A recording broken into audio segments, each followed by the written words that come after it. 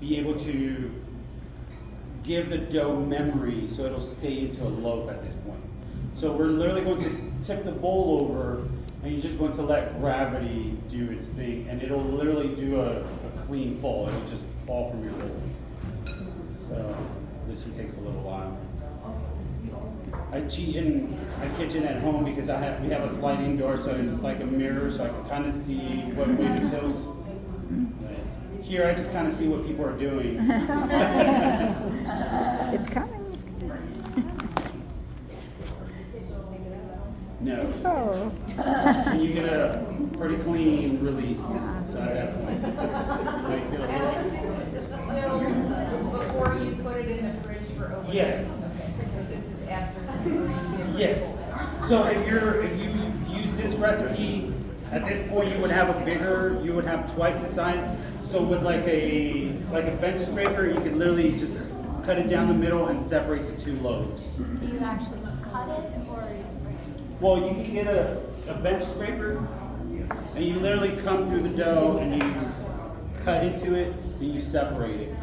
I've noticed that about 970 grams is what I get per loaf. So if you have a scale, you could put another bowl, and you could kind of cut a little bit off of it and make sure that you're at about that range, about 970. So this is the lamination process. This is where we're going to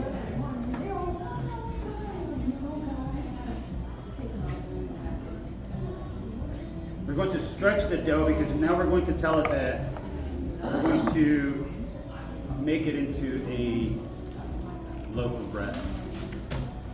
So you're just going to stretch it out on your counter.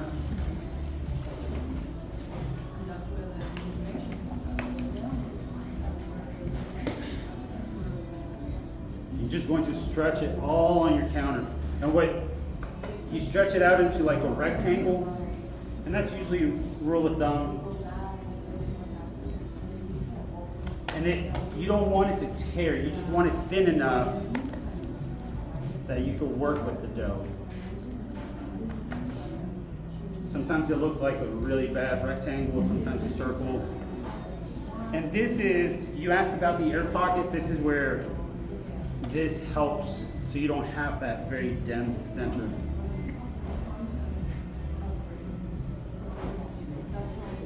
If you're going to incorporate anything into your loaf, this is where you would incorporate cheese, ham, whatever you're going to incorporate.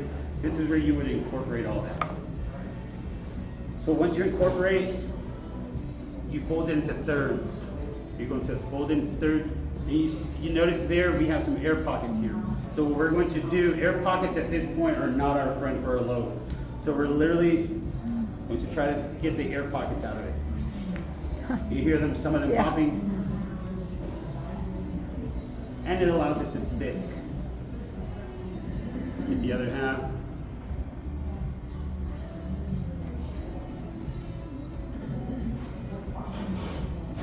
And you push all the air pockets out of it.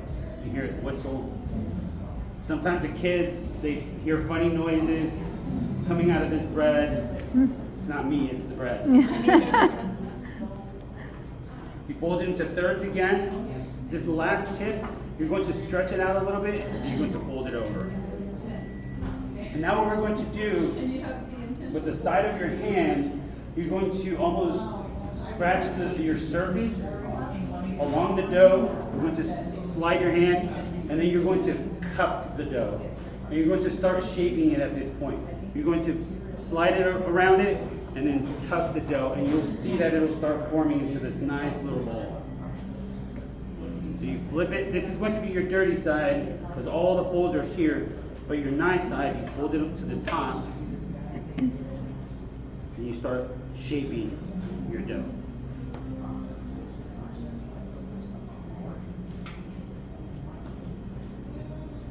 And it'll start looking more like a smooth dough.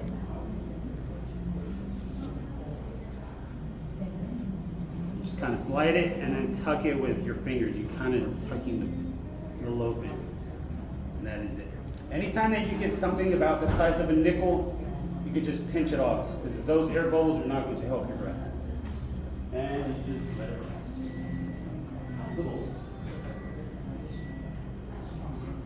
and you let it rest again for another 30 or so minutes.